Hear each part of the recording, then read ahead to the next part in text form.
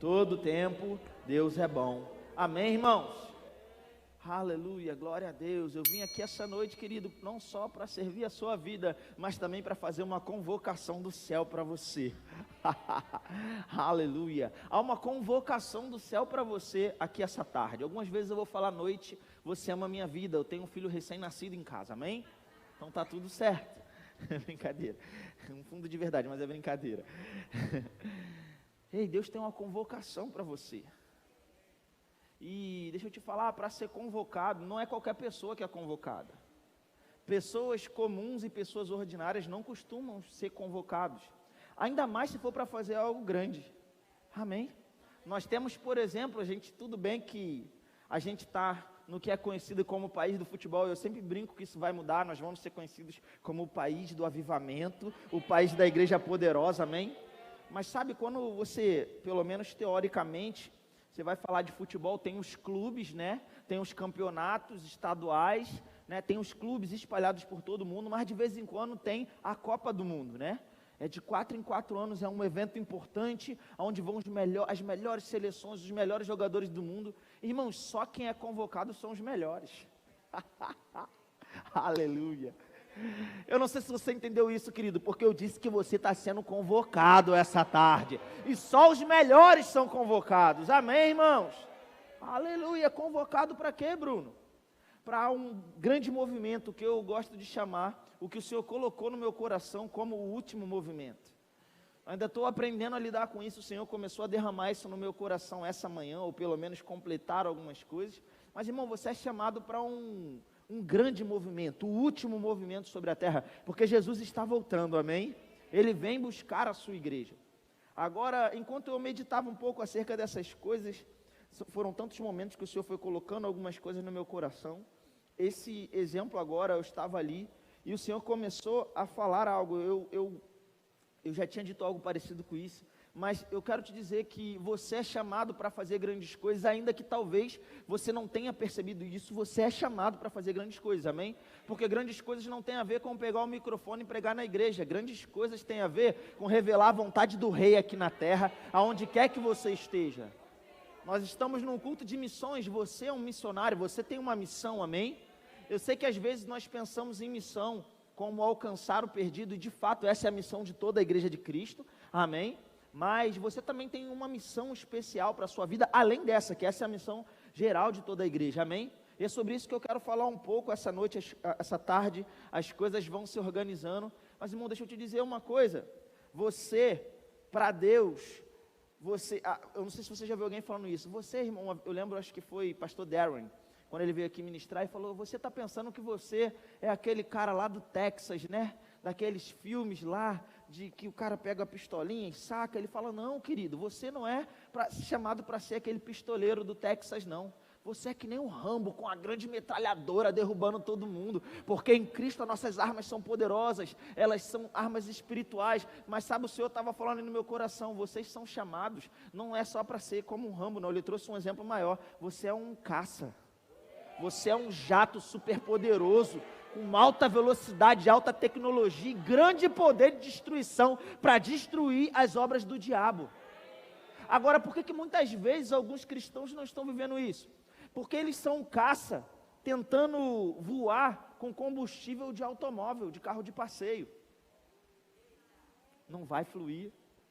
Não tem como você voar com combustível errado.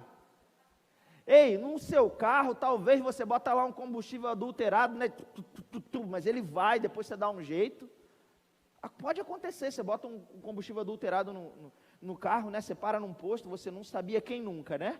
Você botou o carro, depois dá um problema, você descobre que foi aquele posto que você botou o combustível que não estava legal. Deixa eu te falar, no jato isso não dá muito bom não, porque no carro ele começa, né? Você vai encostar, vai rebocar, está tudo bem, mas não é assim com o jato.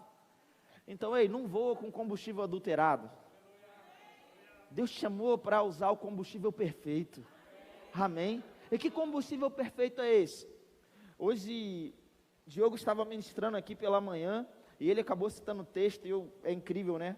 Porque ele estava aqui ministrando, depois você assiste, mas ele falou que Jesus está voltando, que não há mais tempo, que nós somos chamados para fazer grandes coisas, e etc. E aí, ele começou a citar o texto de apóstolo Paulo, esquecendo-me das coisas que para trás ficam, e Deus já tinha botado esse texto no meu coração, né?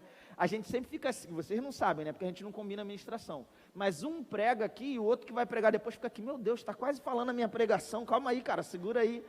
E o Senhor começou a falar no meu coração algumas coisas, eu falei, ele vai usar o mesmo texto, ele usou o mesmo texto, porque nós estamos num só espírito, nessa casa espiritual, amém? Mas sem saber, depois ele falou assim, irmãos, e é isso, e o galardão, e Paulo olhava para o galardão, porque esse texto, às vezes as pessoas gostam, né, de lembrar, esquecendo-me das coisas que para trás ficam, avanço para o alvo, aleluia, olha que bonito. Mas deixa eu dizer uma coisa, esse texto não termina aí. Ele diz, esquecendo-me das coisas que para trás ficam, eu avanço para o alvo. Aí ele diz, o prêmio da soberana vocação em Cristo Jesus. Meu alvo não é alguma coisa que eu vou ter aqui na terra. Os cristãos tendem a pensar, eu estou passando pela prova, vou gemendo, vou chorando, mas eu vou vencer, né? Aí é a glória, é o alvo ali, que eu vou ter uma vida sucedida. Querido, o projeto principal de Deus para a sua vida nem é aqui nessa terra. Na verdade, o que você vive aqui na terra é só um reflexo do que vai acontecer lá na frente. E quando você coloca a âncora da sua esperança, da sua fé lá, não tem como, você vai caminhar ou correr em velocidade. Amém? Então o apóstolo Paulo fez o que ele fez, Diogo falou, né? O apóstolo Paulo fez tanta coisa, né? Quase ninguém sabe quem é o apóstolo Paulo. É só responsável por quase todo o Novo Testamento. Eu brinco com as pessoas, ele escreveu um monte de carta, né? E as pessoas não sabem. Só os 2 livros que Lucas escreveu no Novo Testamento correspondem a 25% do Novo Testamento. Só que Lucas foi treinado por Paulo e estava debaixo da influência dele. Então 25%, que nem foi ele que escreveu, foi outro cara, esse cara estava debaixo da influência dele, foi treinado por ele. Era um médico gentil, amém? Então esse cara foi uma bênção. Todos nós já fomos impactados pela vida do apóstolo Paulo. O Diogo falou, quantas vidas Paulo impactou? E eu, pensando ali, eu respondi, todas. Qual vida não foi impactada por ele depois dele? Não existe. Porque ele foi responsável por grande parte da revelação do que nós temos como Novo Testamento, como a nossa Bíblia, amém? Porque Deus o utilizou dessa forma. Você entende isso, irmão? Amém. Você entende isso, irmãos? Amém. Amém depois. Você entendeu, né? Querido, agora por que Paulo fez essas coisas? Ele fala, eu me esqueço das coisas que ficaram para trás e eu olho para o alvo, para o prêmio da soberana vocação. O combustível de Paulo era esse prêmio que não é daqui da terra, é da eternidade. E o que você vive aqui na terra é um reflexo desse prêmio se manifestando na sua vida nesse tempo. Amém? E o que o Senhor está te convocando nessa tarde para você viver? O último movimento do Espírito. Utilizar o combustível correto e correr a missão, o chamado, a vocação que Deus tem para a sua vida. Amém, irmãos? Você se anima com isso? Se prepare para viver os melhores dias da sua vida. Aleluia. Se prepare para viver os melhores dias da sua vida. Se prepare para viver os melhores dias da sua vida. Sabe, eu estava pensando acerca de umas coisas. Na verdade, eu tenho pensado em muita coisa, você já percebeu, né? Eu, na verdade, não paro de pensar nunca. Às vezes eu tenho dificuldade de dormir, porque a minha mente fica pensando. Freia, eu preciso dormir. Mas é assim, porque Deus tem derramado muitas coisas no meu coração. Deixa eu te falar, se prepara para viver algumas coisas parecidas. Eu não estou dizendo que você não vai conseguir dormir. Eu estou dizendo que Deus vai colocar tanta coisa no seu coração. E você vai ficar com tanta expectativa para viver os sonhos de Deus nessa terra que você não vai parar mais. Aleluia. Deixa eu te dizer uma coisa. Existe uma agenda profética para a igreja. E se você está aqui e você já me conhece, ou você já me viu ministrando, já falar alguma coisa a respeito da minha vida, eu sou conhecido como um cara que fala bastante a respeito da escatologia bíblica, que é o estudo do fim dos tempos, o assunto sobre a volta de Jesus e tudo que vai acontecer depois, quando Jesus voltar para a igreja, né, no arrebatamento para frente. Eu falo muito sobre essas coisas, amém, irmãos? Eu às vezes sofro até bullying por isso, porque alguns pregadores, eles chegam aqui, vamos abrir o livro de Apocalipse, dá licença, Bruno, a gente vai abrir aqui o livro de Apocalipse. Então, de vez em quando eu sofro até um bullying, e é verdade, não estou exagerando não, mas sabe, durante muito tempo, eu fiquei com uma certa dificuldade. Para te confessar, eu estava pensando nisso até hoje pela manhã, quando o Senhor organizou algumas coisas no meu coração aqui durante o culto, durante o louvor. Porque durante muito tempo eu entendi o meu chamado, eu fui chamado para ensinar a palavra, e eu fui chamado para ensinar muito também especificamente sobre o assunto do fim dos tempos, amém? Deus levanta pessoas, nós pregamos sobre tudo, o centro da nossa mensagem é Jesus, mas muitas pessoas têm uma mensagem específica, porque Deus coloca algo que arde no coração dela mais do que nas outras pessoas, para que ela fale sobre aquilo, você entende isso? Deus tem uma mensagem no seu coração, você só precisa identificar que mensagem é essa. Amém? E olha, eu não estou falando de púlpito, eu estou falando de vida com Deus, de ser embaixador do reino, amém, irmãos? Mas quando eu ficava pensando nessas coisas, porque o assunto do fim dos tempos é visto por muitas pessoas como uma coisa muito difícil, uma coisa só para alguns, não é todo mundo que estuda fim dos tempos, né? É só o mestre, né? Aquela pessoa que estuda muito, que não sei o quê, e eu ficava brigando muito, por quê?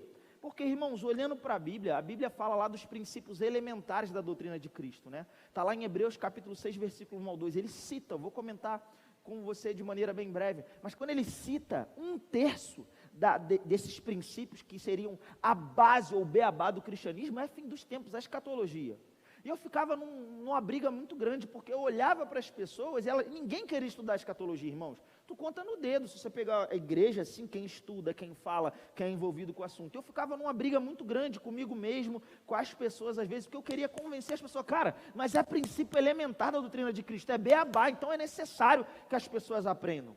37% da Bíblia é sobre a escatologia, sobre o fim dos tempos. Então, como é que um crente vai amar a Bíblia se ele não quer estudar quase metade dela?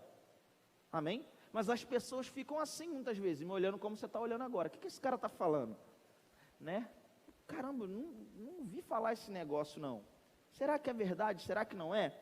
E meditando muito sobre isso, e às vezes as pessoas me perguntam, Bruno, mas por que não é falado sobre esse assunto? Por que ele não é tão pregado? E de tanto pensar, de tanto meditar, o Senhor começou a organizar algumas coisas no meu coração, e é isso que eu quero compartilhar com você essa noite, querido, porque é essa unção e a graça de Deus que está sobre a minha vida, para servir a vida das pessoas, para servir a sua vida, para servir a igreja de Cristo, amém?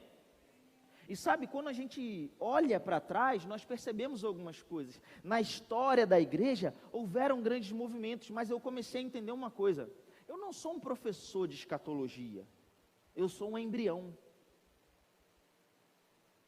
Você não entendeu, mas eu vou explicar. Fazia sentido, né, você não entender. Mas eu não sou um professor de escatologia. As pessoas olham para mim e falam, ele é um professor de escatologia. Mas o Senhor me explicou, eu não sou um professor de escatologia, eu sou um embrião. Quando você olha para a história da igreja, para tudo que aconteceu, Deus, sempre que Ele quer realizar uma grande coisa, um grande movimento, Ele levanta embrião ou embriões. Por exemplo, nós olhamos para a história da igreja primitiva, Jesus foi, Ele subiu às alturas e aí ficaram lá um grupo lá de discípulos, os apóstolos, e eles incendiaram toda a geração daquela época. Muita gente se converteu. A igreja se tornou maior do que todo o império romano que dominava aquela época. Eles foram um embrião, eles foram algo pequeno que começou, cresceu e se tornou algo grande. Por quê? Porque era o projeto de Deus para ser estabelecido. Você entendeu isso? Só que isso não foi a única vez, aconteceram coisas, porque quando você estuda a história da igreja na verdade se perdeu. Aconteceu muito problema lá, muita confusão. Se você estudar a respeito da história da igreja, você vai ver que, por exemplo, na época lá, no ano 1000 e alguma coisa por aí, você vai ver que a igreja proibia a leitura da Bíblia. Quem pregava o culto, pregava a palavra em latim, para que as pessoas não entendessem, porque só os ministros podiam entender a Bíblia. Para você ser salvo, você tinha que pagar, era a indulgência que eles cobravam. A igreja ela começou a se corromper e se perder. E aí o que Deus faz? Fica de braço cruzado? Ele levanta um embrião. Repita comigo, um embrião. Eu quero dizer para você que pessoas vão receber nesse culto de maneiras diferentes. Agora, eu quero que você fique ligado no Espírito, amém? Porque Deus vai ministrar coisas muito específicas. Talvez Deus tenha te chamado para ser um embrião. Aleluia. Ei, pode ser que tenha alguma coisa que você foi chamado para ser um embrião, você só não sabia disso.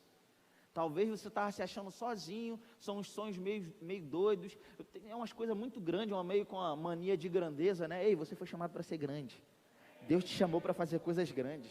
Amém. Agora, olha isso.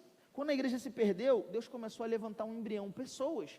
E querido, entenda bem, eu estou falando aqui, estou me colocando no exemplo, mas é porque não sou só eu. Deus está levantando pessoas, eu não sou o único. Talvez eu vou ser a primeira pessoa que você vai ter contato ouvindo sobre isso, mas eu não sou o único. E você é chamado para fazer parte disso de alguma forma. Amém? Agora, nessa época, lá naquela época lá atrás, Deus começou a levantar pessoas. Tem lá o que eram conhecidos como os valdenses, era um pessoal que é de porta em porta, escondido, porque as autoridades, eles matavam quem falava diferente. Eles iam de porta em porta, fingindo vender alguma coisa para entrar e pregar uma palavra verdadeira para as pessoas. As pessoas, quando falam de reforma, né, reforma protestante, as pessoas pensam de quem? Lutero, Martinho Lutero e tal. Querido, Lutero foi a explosão do movimento, mas Deus começou muito antes. Mais de 300 anos antes, Deus já estava começando, porque Ele começa através de um embrião. Ele começa através de um grupo, algo que vai varrer todo o globo, todo o planeta. Oh, aleluia! E sabe, teve esse pessoal, os valdenses, ele levantou várias pessoas, John Wycliffe, foram vários homens. Teve um, inclusive, que o nome dele era John Huss. Esse cara, ele pregava a palavra, e aí descobriram que ele estava pregando, você não pode pregar a palavra, aí foram lá, pegaram o cara, prenderam. Você vai morrer, vamos te colocar na fogueira. Ele pode me matar, eu não vou parar de pregar o que eu estou pregando, eu não vou parar de pregar a verdade. E esse cara morreu adorando em outras línguas, sendo queimado numa fogueira. E as suas últimas palavras debaixo da unção do Espírito, ele falou: olha, vocês podem matar o ganso, porque o nome dele lá na língua dele, né, Huss, significava ganso. Então ele falou assim, ó, olha, é como se fosse John Ganso, entendeu? Você entendeu? Ele falou assim, ei, vocês podem matar o ganso, mas daqui a 100 anos vai se levantar um cisne que vocês não vão poder parar. Um embrião. 100 anos depois, se levantava Martinho Lutero. Aleluia. E se você acha que acabou, aí não acabou. Esse próprio cara, John Huss, ele treinava pessoas que ficaram conhecidos depois como os amigos da sociedade, eu esqueci agora o nome, né? Tem um nome lá que é em latim, eu não vou lembrar agora, mas eles ficaram conhecidos como os morávios ou os moravianos. Os caras varreram todo o globo, irmãos, porque eles foram cheios do Espírito, eles se reuniram para orar, o Espírito Santo desceu sobre eles, 25 pessoas, começaram a orar, o grupo foi crescendo, eles passaram 100 anos sem parar de orar, 100 anos ininterruptos orando. Na época, a proporção dos cristãos sobre a terra, para cada 5.000 cristãos, um só era um missionário.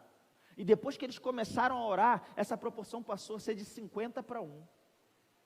Diminuiu, aumentou em mais de 10 vezes.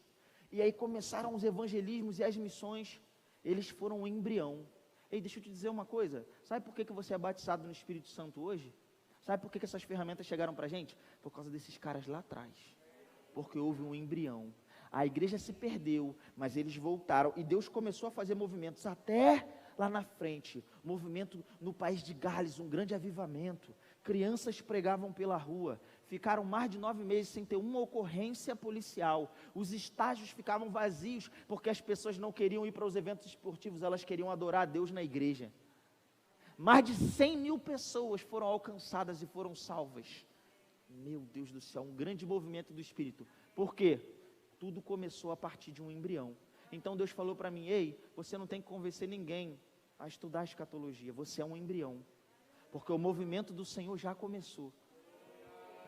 Ei, os princípios elementares de Cristo, Deus começou um primeiro movimento, uma primeira onda, a igreja estava perdida, aí vieram pessoas para falar sobre os primeiros, né, a fé em Deus e o arrependimento de obras mortas. Não, peraí, então a gente não paga para ter salvação, é pela fé que nós somos salvos. E a coisa começou a avançar, e o Senhor fez um segundo grande movimento. Que movimento foi esse? Quando começou a crescer o movimento, são 6 princípios elementares da doutrina de Cristo. Primeiro Deus levantou 2, depois Deus levantou mais 2. Começou o ensino de batismos e a imposição de mãos. E nesse momento, o batismo com o Espírito Santo começou a se alastrar por toda a terra, pessoas orando por cura, grandes milagres, grandes avivamentos. Até que depois chega a época do irmão Reagan e outras pessoas que foram uma grande referência que abençoam tanto a nossa vida, amém? Porque deixaram ensinamentos que hoje chegam para a gente totalmente prontos. Você consegue compreender isso? E Deus falou para mim, filho, a igreja ela está amadurecendo, foi o primeiro movimento, já foi o segundo movimento, mas nós estamos caminhando para o terceiro. Jesus está voltando e tem uma geração poderosa se levantando. uma geração que vai ter entendimento a respeito da volta de Jesus, das coisas do fim, porque nós não fomos criados para ter o coração colocado nessa terra, nós fomos criados para colocar o coração na eternidade. Aleluia. E eu quero convidar você a abrir comigo a sua Bíblia lá em 1 Coríntios capítulo 9. O apóstolo Paulo fala em 1 Timóteo capítulo 2, versículo 4, que o desejo de Deus, eu pedi para você abrir em 1 Coríntios 9, vai para lá. Ele diz que o desejo de Deus é que todos os homens sejam salvos e cheguem ao pleno conhecimento da verdade. Ei, Deus quer que você chegue ao pleno conhecimento da verdade, mas para que você alcance o pleno conhecimento da verdade, você vai ter que conhecer os princípios elementares da doutrina de Cristo, você vai ter que compreender o fim dos tempos. É por isso que Paulo tinha um combustível certo, ele estava firmado na palavra. Ei, meu irmão, eu creio em uma geração poderosa se levantando, uma geração que ama as Escrituras, uma geração que fala de Jesus com ousadia lá fora no mundo, uma geração que não vai esperar as pessoas chegarem na igreja para aceitar Jesus, para receber oração por cura, mas uma geração que vai levar a igreja para fora das quatro paredes desse tempo físico, uma igreja que vai despertar um grande avivamento, uma igreja relevante, uma igreja poderosa. Aleluia. Uma igreja que não vai ter o coração no dinheiro, mas uma igreja que vai prosperar de maneira sobrenatural, porque Deus vai usá-los para alcançar o mundo através do dinheiro também. Se o mundo ama o dinheiro, que o dinheiro seja uma porta que nós vamos utilizar para que eles nos ouçam. Que o mundo tenha que se render e dizer, não tem o que a gente questionar, aquela igreja ali, queridos, ela é relevante, porque ela está fazendo coisas, ela está fazendo coisas grandes. E muitas vezes nesse aspecto o recurso ele vai ser importante também. Porque quantos sabem que não dá para fazer missão sem recurso? Mas se Deus quiser ele faz. Querido, não é se Deus quiser ele faz, ele nos chamou para sermos cooperadores do Evangelho. Ele confiou em você. Você é o corpo de Cristo andando sobre a terra. Então você está envolvido com a missão, você é a corda, você ouviu aqui, amém? Aleluia. Você abriu a sua Bíblia lá em 1 Coríntios capítulo 9? Versículo 24, diz assim, Paulo está falando com a igreja de Corinto e ele diz, não sabeis vós que os que correm no estádio, todos na verdade correm, mas um só leva o prêmio? Correi de tal maneira que o alcanceis. Todo atleta em tudo se domina, aqueles para alcançar uma coroa corruptível, nós, porém, a incorruptível. Assim corro também eu, não sem meta, assim luto, não como desferindo golpes no ar, mas esmurro o meu corpo e o reduzo à escravidão, para que tendo pregado a outros, não venha eu mesmo a ser desqualificado. Dá uma paradinha aqui comigo. Sabe o que eu acho interessante? Que muitas pregações por aí, elas dizem assim para as pessoas, olhem, como é que é? Olha lá a parábola das virgens. Você sabe a parábola das virgens? Tinha 5 prudentes e 5 nécias. As prudentes guardaram o azeite, o óleo. As nécias não. As prudentes, elas guardaram o óleo, e o óleo é a representação do Espírito Santo. Então, quando for o arrebatamento, quem não anda em santidade, quem não está bem direitinho, vai ficar, não vai ser arrebatado, porque o noivo vai vir, e você vai ficar de fora. E queridos, é verdade que nós temos que andar em santidade, esse é o nosso chamado, nossa vocação, e o Espírito Santo dentro de nós nos capacita a viver uma vida de santidade. Amém, irmãos? Isso é bíblico, nós fomos justificados pela fé em Cristo Jesus, é nessa condição espiritual, mas também tem uma responsabilidade, sede santos, assim como o Pai é santo, amém? O Senhor é santo, tem-vos chamado para ser santos, amém, irmãos? E se você quer aprender mais sobre isso, você ouça a mensagem do pastor Josias, no outro domingo, que você vai ser impactado, como ele falou sobre a unção e sobre a responsabilidade de andarmos em santidade, amém, irmãos? Mas as pessoas trazem esse tipo de mensagem de uma maneira errada, para manipular as pessoas e colocar um medo, para ver se elas andam direitinho, porque elas estão com medo. Mas ei, Deus não quer te guiar pelo medo. Você não foi chamado para viver baseado no medo, Deus chamou para viver baseado na fé. O justo vive pela fé. O justo não anda em santidade porque ele tem medo, ele anda em santidade porque ele ama o Senhor. A fé é o estilo de vida do reino, e ele vai viver aquilo que Deus chamou para viver. E no final das contas, o noivo não casa com as 10 virgens, o noivo casa com a noiva. Então aquela parábola não está nem falando com a igreja. Aleluia, glória a Deus. Quem está matriculado no Rema aí? Esse ano a gente vai voar, aleluia, amém?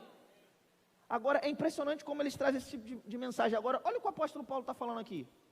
Ele diz assim: ei, vocês não sabem que os que correm no estádio, todo mundo corre, mas um só ganha o prêmio? Ele estava falando das Olimpíadas, dos Jogos Olímpicos. Hoje tem Olimpíadas, naquela época também tinha. Nas Olimpíadas, quem é convocado para ir para as Olimpíadas? São qualquer um? Não, são os melhores. Amém? Então Paulo estava usando esse exemplo, ó, só os melhores vão para as Olimpíadas, mas todo mundo ganha prêmio? Todo mundo que participa da Olimpíada ganha medalha? Não, só um ganha, só um é o primeiro lugar, o outro ganha o segundo, ganha o terceiro. Irmão, o vencedor não vai dizer que o segundo é o vencedor, vai dizer que é o primeiro. Amém? Então o primeiro é que ganha o prêmio. Só que aí Paulo fala assim: ei, corram de tal maneira que o alcanceis. Ele está dizendo, sabe o primeiro, o melhor no meio dos melhores? Ele é o melhor no meio dos melhores. Corra como se você quisesse ganhar dele. Aí ele continua, sabe por quê? Porque o atleta em tudo se domina. Para quê? Para ter uma coroa corruptível. O atleta, querido, um atleta de Olimpíada não come a hora que ele quiser, ele tem horário. Ele não come qualquer coisa. Por quê? Porque ele tem uma alimentação específica. Amém? Ele não pode trocar a noite pelo dia. O atleta tem um estilo de vida em que ele se domina. Você entendeu isso? Aí Paulo está dizendo assim: o atleta em tudo se domina para ter uma coroa corruptível. O que é isso? Uma coroa que vai se deteriorar com o tempo. Aí ele diz: agora nós não, a gente se domina porque nós temos uma coroa de glória eterna, que não é corruptível. Ele diz: assim que eu vivo, eu esmurro meu corpo e reduzo a escravidão. Ei, se você quer um motivo, algo que vai te capacitar a viver uma vida de santidade, o estilo que Deus tem para você viver aqui na terra, olha para o galardão. Olha para a coroa, para aquilo que Deus tem reservado para a sua vida. Amém, irmãos? Só que qual é a grande dificuldade, muitas vezes no meio da igreja? Se você perguntar assim, o que é um galardão? Irmão, quase ninguém sabe o que é o galardão. Que negócio de galardão é esse? O galardão é um prêmio, é uma recompensa. Tá, mas que prêmio é esse? Qual vai ser o prêmio? O futuro a Deus pertence. Fala até coisa que a Bíblia não diz. Não estou dizendo que o futuro não pertence a Deus, estou dizendo que não está escrito isso na Bíblia, amém? Não diga que eu disse o que eu não disse, porque o que eu disse foi exatamente aquilo que eu quis dizer. Estamos combinados? Glória a Deus. Ei, deixa eu te dizer uma coisa, a Bíblia vai explicar para a gente. Qual é o problema? Muitas vezes nós somos seduzidos a ter uma visão terrena, natural das coisas, quando Deus está nos chamando para ter uma visão celestial. Porque olha a visão terrena. Não, a gente vai ganhar uma coroa. Aí você faz uma boa obra, ajuda um velhinho a atravessar a rua. Agora eu vou ter mais uma pedrinha na minha coroa. Aí a pessoa pensa o quê? Lá no céu, com uma coroa de ouro e um monte de pedrinha. Cada pedrinha foi o dia que eu cheguei cedo na igreja, que eu ajudei o velhinho a atravessar a rua. Só que coroa não está dizendo de uma coroa com as pedrinhas para você desfilar no céu. Está falando de autoridade. Abra sua Bíblia comigo lá em Apocalipse capítulo 2. Eu sei, irmãos, o que eu estou falando aqui pode parecer um pouco abstrato num primeiro momento, mas até o final a gente vai conseguir unir todas as coisas e você vai sair daqui com clareza disso, amém? Aleluia. Apocalipse capítulo 2. Glória a Deus. Versículo 26. Apocalipse capítulo 2. Versículo 26, isso aqui é uma mensagem de Cristo para a igreja, né? A mensagem que ele traz às 7 igrejas da Ásia, em Apocalipse capítulo 2 e 3, são mensagens para a igreja, e elas são princípios que servem para as nossas vidas, porque nós somos igreja, amém, irmãos? Entendeu isso? Apocalipse capítulo 2, versículo 26, o Senhor Jesus ele diz assim: ao vencedor, repita comigo, ao vencedor. Ele está falando para todos? Está dizendo para quem? Ao vencedor. Ao vencedor que guardar até o fim as minhas obras, eu lhe darei autoridade sobre as nações. As pessoas pensam, não, um dia eu vou encontrar com Jesus, Jesus vai me buscar e eu vou morar no céu para sempre. Não, você não vai morar no céu para sempre, porque nem Deus vai morar no céu para sempre. Se você morar no céu para sempre, você vai ficar sozinho lá. Apocalipse capítulo 21 vai falar, depois que Jesus voltar e reinar sobre a terra, porque Jesus vai voltar para reinar nessa terra, amém, irmãos? Nós vamos encontrar com ele, sua agenda, tá? Sua agenda dos últimos dias, você vai saber agora, vou te revelar. Nós vamos encontrar com Cristo nos ares. Seremos julgados pelas nossas obras aqui na terra. Se cumprimos o nosso chamado, se não cumprimos. Amém, irmãos? E aí, calma, não é para saber se você vai para o inferno ou se você vai para o céu. Amém? Alguns já ficaram preocupados. Meu Deus, eu não estou fazendo nada, vou chegar e vou voltar, como é que vai ser isso? Não, você, teu nome está aqui, não, desce. Não, irmãos, calma. É para receber um galardão ou não, porque a salvação é pela graça mediante a fé. E eu não estou aqui para pregar uma mensagem de botar medo em você, de você ir para o inferno, eu estou aqui para pregar a verdade. Amém? Então, agenda profética, encontra com Cristo, é julgado pelas suas obras, se você cumpriu sua vocação, seu chamado aqui na terra, e aí ficamos 7 anos no céu, em festa, festejando as bodas do Cordeiro, e depois, Cristo volta para a terra para reinar sobre a terra, e nós voltamos com Ele, para reinar com Ele, sobre as nações da terra. Se for um vencedor, se eu cumprir as obras, se eu guardar as obras, se eu cumprir o meu chamado, eu volto para reinar com Ele sobre a terra. E depois, acabou? Não.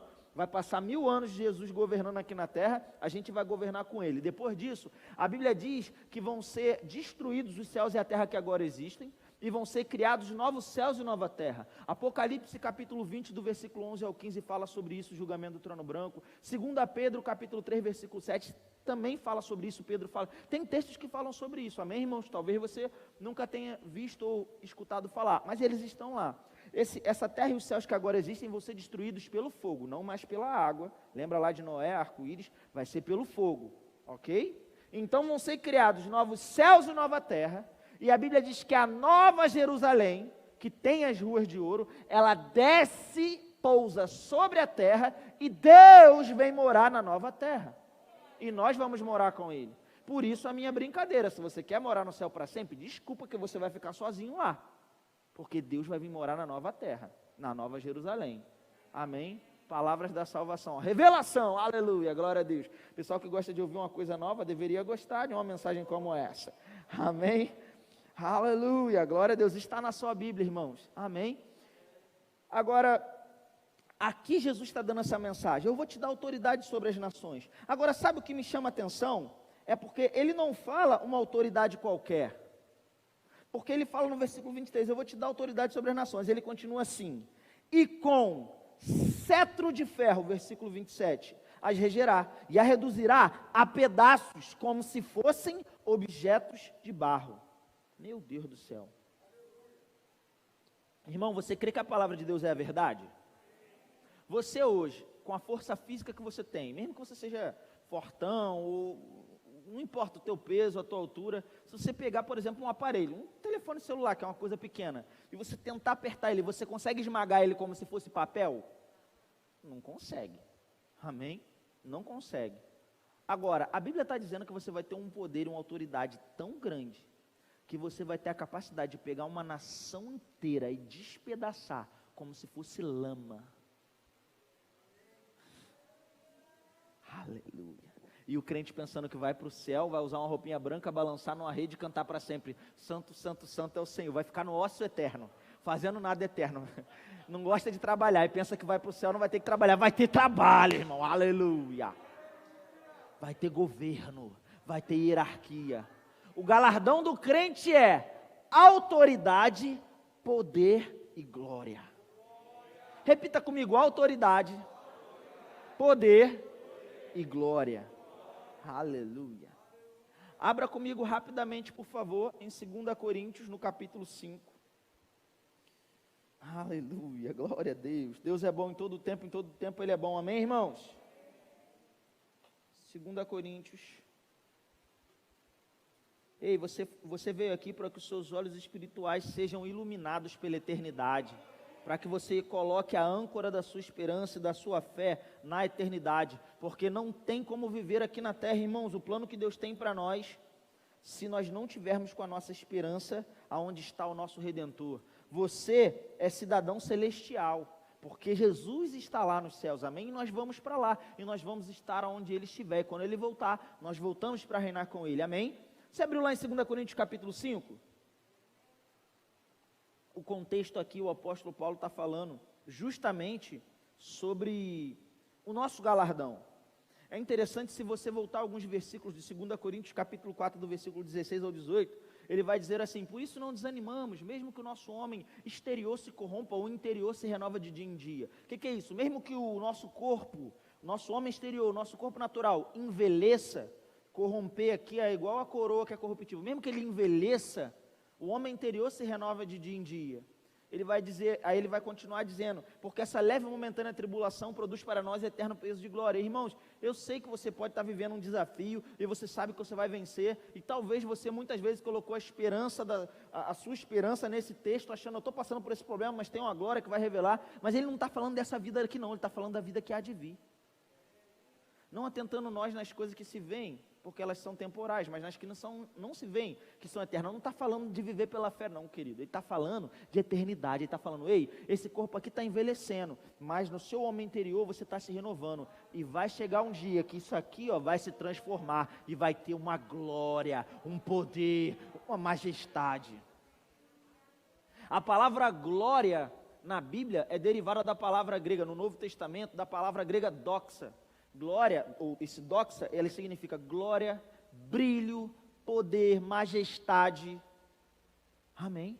Essa palavra, luz, ela tem significado. Por isso, muitas vezes a Bíblia traz uma comparação de glória com luz. E algumas vezes ele vai também comparar com uma roupa. Como se esse corpo físico que você tem hoje fosse uma roupa que você está usando, uma roupa temporária. Porque você não é o corpo, você está dentro do corpo, amém? Paulo fala, eu esmurro o meu corpo, ele não fala assim, eu me esmurro, porque o corpo é uma casa temporária onde ele habita. Você entendeu isso? Esse corpo aí é uma roupa temporária, mas sabe que Deus está chamando algumas pessoas para mudar de roupa? Você vai mudar de roupa no futuro, e você já pode mudar agora pela fé, amém? Aleluia, glória a Deus. 2 Coríntios capítulo 5, versículo 1, ele vai continuar, o contexto que eu estava citando aqui.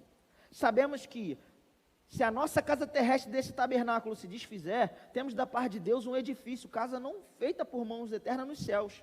E por isso, nesse tabernáculo, nesse corpo físico, olha só o que ele está dizendo. Nós sabemos que esse corpo aqui, ele vai ser destruído, esse corpo físico, um dia ele morre. Amém? Mas mesmo se ele morrer, a gente tem uma esperança de um corpo que não morre. Porque Cristo ressuscitou, e agora nós temos uma esperança, nós iremos ressuscitar também. As pessoas aí no mundo dizem que tem jeito para tudo, menos para a morte. Eles não sabiam, mas a morte tem jeito. Jesus venceu a morte, amém? E é disso que Paulo está tratando aqui. Aí ele vai dizer no versículo 2 assim: e por isso nesse tabernáculo, nesse corpo, nós gememos, aspirando por sermos revestidos da nossa habitação celestial, se todavia formos encontrados vestidos e não nus. O que é isso? Se esse corpo físico é uma roupa, se você morrer fisicamente, você ficou o quê? Nu. E o crente, aquele que é salvo, quando ele morre, se ele morre fisicamente, o espírito dele vai para onde? Para o céu. Para o céu, glória a Deus, que você está cheio de ousadia, sabe para onde o crente vai quando morre, amém? Ele vai para o céu. Agora, o que Paulo está dizendo é o seguinte, ele vai ficar nu, ele está sem essa roupa temporária, ele foi para o céu. Agora, o que nós estamos querendo? A gente está querendo é ser revestido, é ver a concretização total do plano de Deus. Deixa eu te fazer uma pergunta. Jesus, quando ele estava na cruz, ele falou, está consumado. Ele ressuscitou, ele subiu aos céus, e depois ele disse, toda autoridade me foi dada, e nós cremos nessas coisas, por isso nós estamos aqui, amém? Pergunta que não quer calar, está consumado para Jesus ou para a gente, ou para os dois? Tempo! Está consumado para quem? Um de cada vez, gente, para não ter confusão. Eu sei que você ficou na dúvida aí, e você tá com razão em ter dúvida. Está consumado para Jesus. Para você ainda não está não. Está em parte. Porque Deus entregou Jesus na cruz para você ser redimido. Espírito, alma e corpo. Por isso a Bíblia fala da promessa da redenção do nosso corpo. E a autoridade, poder e glória, que é o nosso galardão, essas três coisas se reúnem em uma só, no corpo que nós vamos receber. E é isso que Paulo está falando, a gente não quer ser despido, a gente quer ser revestido, para que o que é mortal seja revestido pela vida. Ou seja, o que a gente quer é ser transformado. É que chegue o dia do arrebatamento, quando a trombeta vai soar, nós iremos encontrar com ele, e o nosso corpo será transformado. Porque nem todos os crentes vão morrer. Tem uma galera aí que não vai passar pela morte, porque vão ouvir o som da trombeta e vão subir para encontrar com ele nos ares. Oh, aleluia. Vá comigo, por favor, para 1 Coríntios capítulo 15. Meu Deus do céu. 1 Coríntios capítulo 15 é o último texto que eu vou abrir com você. Se não for o último, vai ser o penúltimo. Então não vou prometer, para que eu não peça a você para abrir outro texto, tem que falhar com a minha promessa. 1 Coríntios capítulo 15. E eu quero mostrar algumas coisas para a gente começar a encerrar. Então, você está entendendo que o galardão é um combustível para o crente andar aqui na terra. Nós andamos aqui na terra contemplando o quê? Um galardão, porque nós temos uma expectativa, não de um conto da carochinha, não de ficar balançando numa rede, nós temos expectativa de encontrar com aquele que é o Redentor das nossas vidas, aquele que morreu por nós, aquele que nos amou primeiro, amém, irmãos? E quando estivermos com ele, ele tem um galardão para nós. Tem pessoas que falam assim, eu não quero galardão não, só quero estar com Cristo. Querido, não fala que você não quer, o que Deus com muito carinho está cheio de disposição para te dar. Não rejeita o presente que Deus está querendo te dar, amém? Então, só que esse galardão, ele vem como autoridade, poder e glória. Nós podemos ver essas coisas nas Escrituras. Você vai ver que o corpo, ele é comparado a uma roupa muitas vezes, e muitas vezes a uma roupa que brilha. Se você observar, existem alguns textos na Bíblia, Daniel capítulo 12, versículo 3, que fala que os justos no fim dos tempos vão brilhar como as estrelas. O próprio Senhor Jesus em Mateus 13, 43, ele vai dizer, ei, quando chegar no fim, os justos vão resplandecer como o sol no reino de seu Pai.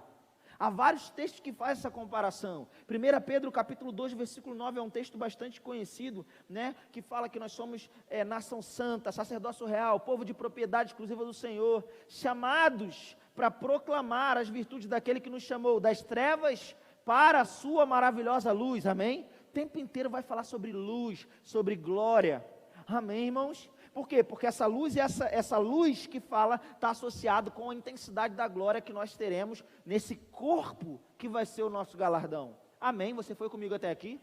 Eu vou te dar só mais 2 exemplos para você compreender de maneira bem breve. Lembra de Jesus no Monte da Transfiguração? Jesus, ele estava lá no monte com Pedro, Tiago e João no barquinho. E aí eles estavam lá e a Bíblia diz que ele foi transfigurado. Ele ficou com as suas roupas reluzentes, brancas de uma maneira como nenhum lavandeiro poderia alvejar aqui na terra. Porque estava falando, aí você pensa Jesus com a roupinha branca. Não, irmão, ele estava falando de uma glória. De maneira que o apóstolo Pedro, na sua segunda epístola, no capítulo 1, do versículo 16 ao 18, ele fala, ei, eu não estou falando para vocês da glória de Jesus, como se fosse uma fábula, uma história que foi inventada de maneira engenhosa, não. Eu mesmo fui testemunha ocular do dia que no Monte Santo, nós vimos ele revestido de glória diante de nós. Agora a Bíblia diz lá em Apocalipse 19, falando da esposa. Quem é a noiva de Cristo? A igreja, nós somos. Mas lá em Apocalipse 19, quando Jesus vai voltar, fala que a noiva se tornou esposa. E vai dizer que ela recebeu vestes reluzentes e resplandecentes. E vai dizer que as vestes resplandecentes são os atos de justiça dos santos. Por isso que eu ensino para as pessoas, a gente não deveria dizer corpo glorificado, a gente deveria dizer corpo ressurreto. Porque a promessa para todo cristão entregou a vida para Jesus ele vai ter um corpo que não morre mais e que não envelhece mais. Glória a Deus por isso, amém? Graças a Deus por isso. Querido, eu estou nos 33, já estou dando graças a Deus, para você ver como é que são as coisas. Um corpo que não morre e não envelhece, mas corpo de glória não é promessa para todo mundo, não. É para os vencedores. Para aqueles que colocaram a âncora da sua esperança, da sua fé na eternidade. E Deus está te convocando hoje para olhar para a eternidade e viver uma vida diferente. Para colocar o combustível nesse jato, levantar voo e começar a destruir as obras de Satanás, pregando a palavra onde quer que você esteja. Não importa se você está caminhando pela rua, se é no colégio, na faculdade, como temos dito aqui, irmãos. Esse culto hoje é para inspirar a sua vida e dizer, ei, a sua função não é chegar aqui, sentar na cadeira e assistir o culto. A sua função é revelar a glória de Cristo naquele mundo. Amém. E aqui em 1 Coríntios 15, para a gente começar a encerrar, no versículo 35, o apóstolo Paulo diz assim, Mas alguém dirá, como ressuscitam os mortos? E em que corpo vem? Insensato. Eu acho interessante como o apóstolo Paulo era tão doce, né? Alguém vai perguntar, como ressuscitam os mortos? Como é que vai ser o corpo? Ele diz, insensato. O que semeia não nasce se primeiro não morrer. E quando semeia, não semeia o corpo que há de si, mas o simples grão, como de trigo ou de qualquer outra semente. Mas Deus lhe dá corpo, como lhe aprouve dar, e cada uma das sementes do seu corpo apropriado. Bruno, eu não entendi nada. Eu vou te explicar de maneira bem simples. O que ele está dizendo? Se você plantar laranja, você vai ter o quê? Se você plantar abacaxi, você vai ter o quê? O seu tempo é a sua semente aqui nessa terra, porque ele tem validade, e aonde você gasta o seu tempo, é a semente que você está plantando. Todo recurso que você tem aqui na terra é uma semente, principalmente, né, são os recursos principais, mais conhecidos, tempo e dinheiro. Tudo que você faz com o seu tempo, tudo que você faz com o seu dinheiro, é uma semente para a eternidade. Se você plantar laranja, colhe laranja. Se plantar abacaxi, colhe abacaxi. Ele está dizendo, Deus vai dar cada corpo conforme a semente. Qual é a semente que você tem plantando? Pois é a colheita que você vai ter para a eternidade. Aleluia, glória a Deus. Ficou quieto.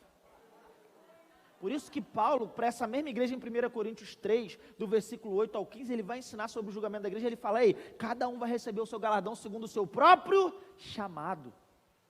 Geralmente muitas pessoas falam assim para mim, Bruno, mas eu não sei o meu chamado, e agora? Agora você está falando isso aí, o negócio vai ficar apertado para mim, porque eu nem sei qual é meu chamado, como é que fica? Eu sempre dou 4 dicas. Primeiro, estuda a Bíblia, porque ela é a base da nossa vida, amém?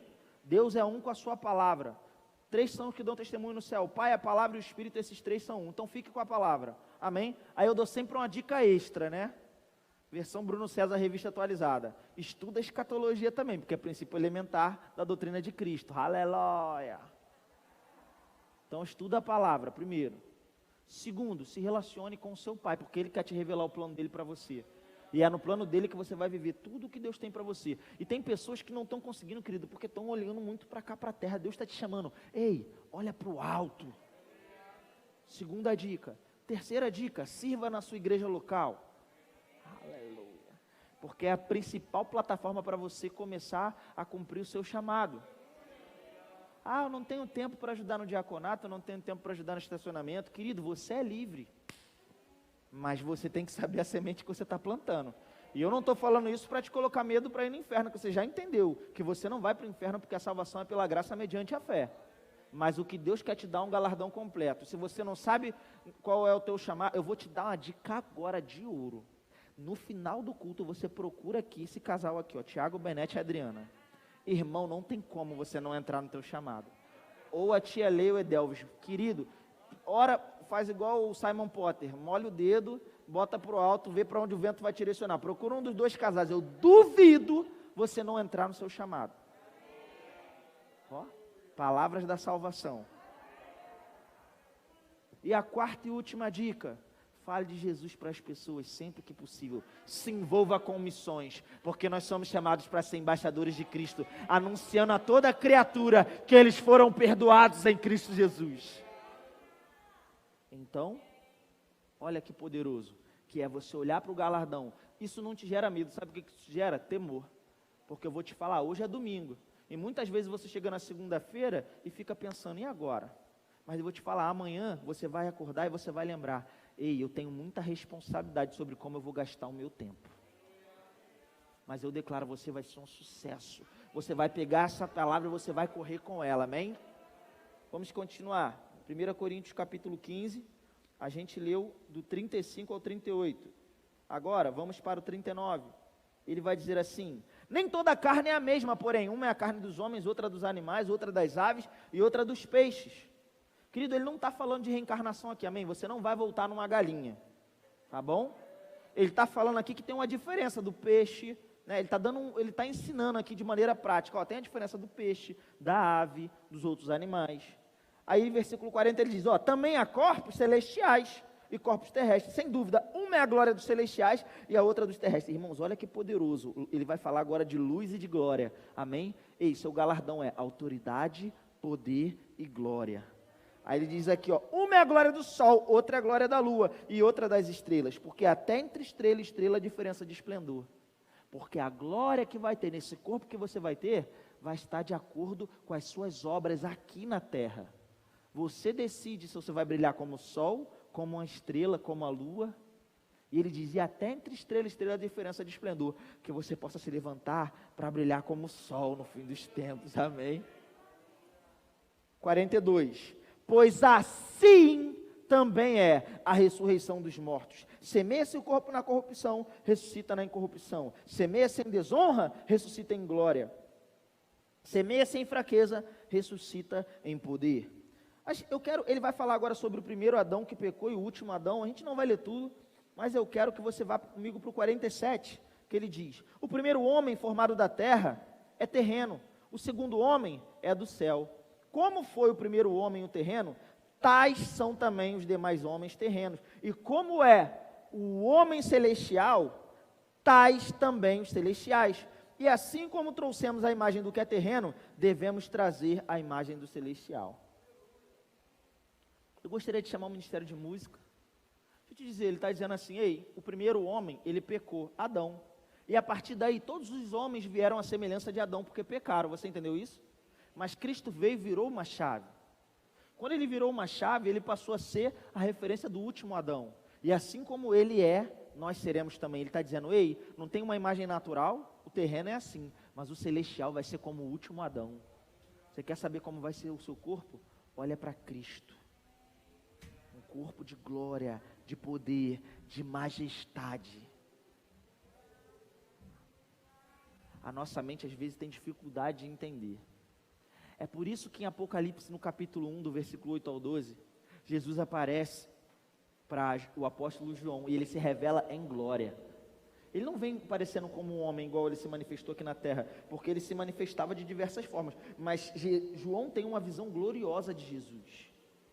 E aí ele fala, os seus olhos são chamas de fogo, o seu cabelo é branco como a neve, e tal, o seu rosto brilha como o sol na sua força. Meu Deus do céu. E as pessoas pensam num filme de terror. Como é que é isso? O olho que chama de fogo, o cabelo branco, como é que é esse negócio? Mas sabe o que é interessante? Eu sempre digo para as pessoas, não é um filme de terror.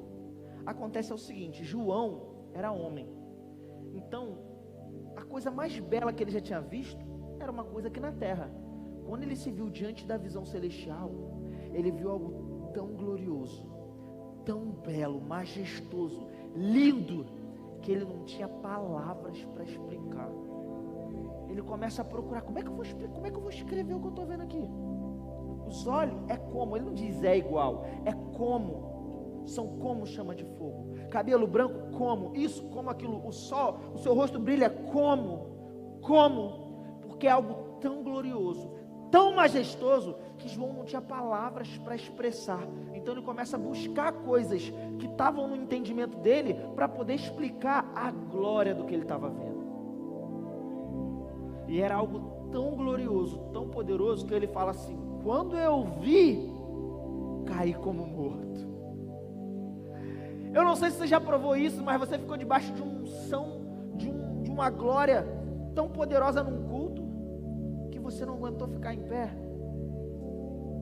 Querido, ele não se ajoelhou igual às vezes a gente faz aqui não. Era muita glória, ele caiu como morto, ó, foi embora. Aí ele diz, mas ele tocou sobre mim e disse, não temas. Ei, eu venci a morte, eu sou o Alfa e o Ômega.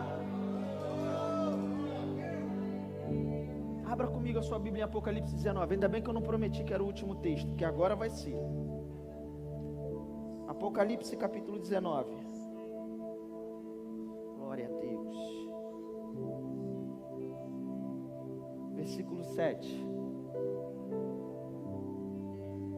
Apocalipse capítulo 19, versículo 7, diz assim. Você chegou lá? Algumas páginas do livro de Apocalipse estavam coladas, mas é o tempo de descolar as páginas, amém? Apocalipse capítulo 19, versículo 7. Alegremo-nos, exultemos e demos-lhes a glória, porque são chegadas as bodas do Cordeiro, cuja esposa a si mesma já se ataviou, pois lhe foi dado vestir-se de linho finíssimo, resplandecente e puro, porque o linho finíssimo são os atos de justiça dos santos. Sabe para quem que João está olhando aqui? Para você e para mim. Aleluia. A esposa ataviada em glória e majestade, com vestes resplandecentes, um corpo de poder, de autoridade, de glória. João olha para você e para mim naquele grande dia. Aí o versículo 9, então me falou o anjo, escreve, bem-aventurado aquele que são chamados a ceia das bodas do Cordeiro. E acrescentou, são estas as verdadeiras palavras de Deus. Versículo 10, prostrei-me ante os seus pés para adorá-lo. Ele porém me disse, vê, não faça isso, sou conservo teu e dos teus irmãos que mantêm o testemunho de Jesus. Adora a Deus, pois o testemunho de Jesus é o espírito de profecia, é o espírito da profecia. Sabe o que aconteceu aqui? João estava lá, aí ele olhou para quem mesmo que eu acabei de falar? Primeiro, para a igreja. Ele olhou para a igreja gloriosa, para a esposa. Ele viu algo, ele ficou maravilhado. Quando ele olhou, o anjo começou a falar, bem-aventurado. Ele começou a adorar o anjo. Por quê? Porque quando ele olhou para você, ele viu algo tão belo, tão glorioso, tão poderoso, que ele pensou que tinha adorar alguém. Ó, João, apóstolo João, começou a adorar o anjo. O anjo, rapaz, calma, não me adora não, eu sou conservo, adora a Deus. Porque ele olhou para você e viu a glória, a majestade que emanava da sua vida. Aí os crentes, com seu conhecimento deturpado, com a visão terrena, olha os sinais da volta de Jesus, olha aí, ó, guerra, fome, terremoto. Não são os sinais da volta de Jesus. Não, isso já existe desde a época de Jesus, e até antes já existiam essas coisas. Eu sempre brinco com as pessoas, Jesus não deu a dica errada. Imagina, ó, Jesus, vou te dar uma dica muito boa, vou falar um negócio, mas um negócio que já existia há muito tempo. Não. O problema é que as pessoas entendem tudo fora de contexto. Os discípulos perguntaram, mestre, quando vão acontecer as coisas que você está falando? Qual é o sinal da sua vida e da consumação dos séculos? Ele pergunta o sinal no singular, na palavra grega semeiron. E aí Jesus vai responder, ó, tá bom, vou explicar para vocês, vai acontecer isso. Ele começa a narrar a tribulação, tudo que vai acontecer depois que a igreja for tirada da terra. Mas lá no versículo 27 ele começa a dizer que ele vai vir como um relâmpago, ó, brilho, que sai do oriente e se mostra no ocidente. Aí ele diz assim, então, verão no céu o sinal. Ele vai responder a pergunta, ele vai usar a mesma palavra no singular do grego semeiron. Vocês vão ver, então o mundo vai ver o sinal. Mas deixa eu te dizer, quando Jesus se manifestar em glória, adivinha quem vai se manifestar com ele? Aleluia! A Bíblia fala que o céu vai se escurecer, mas vai chegar um dia que ele vai rasgar os céus, uma luz de glória e majestade. Todo olho verá, porque ele veio como cordeiro, mas ele vai voltar como leão da tribo de Judá. E o texto que nós estávamos lendo, você pode ficar de pé? Apocalipse 19, versículo 11. João olha para esse momento, o momento que Jesus vai voltar. E você já entendeu sobre o galardão que você vai ter, um corpo de autoridade, poder e glória. Amém.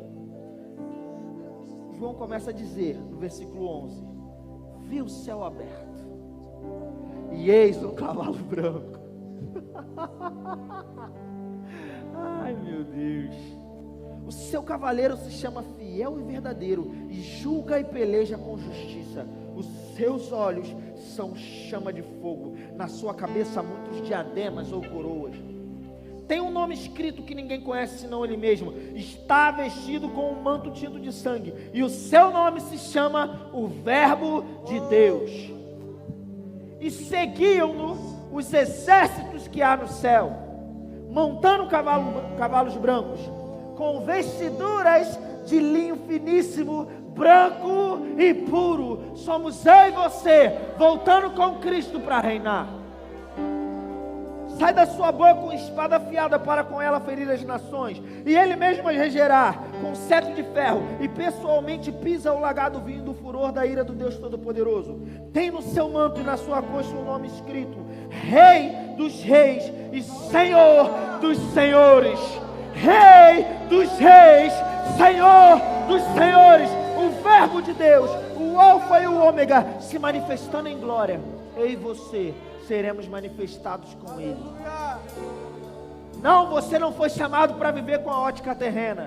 Não, você não foi chamado para ser seduzido pelas coisas que acontecem no mundo, sejam elas de cunho político, sejam elas de cunho, seja lá o que for, querido, desafio financeiro, economia, esporte, eu não sei. Você foi chamado para fazer algo grande, e se Deus tem plantado algo poderoso no seu coração, ei, confia. Talvez você, como eu, foi chamado para ser um embrião. Agora, fica tranquilo, avança no que Deus está te chamando para fazer, porque você não está sozinho, existem outras pessoas. Como eu sei que eu não estou sozinho? Tem uma igreja poderosa se levantando, tem um time de elite se levantando, que vai olhar para o alvo e vai se mover, com vista ao galardão, com vista ao encontro com Cristo nos ares.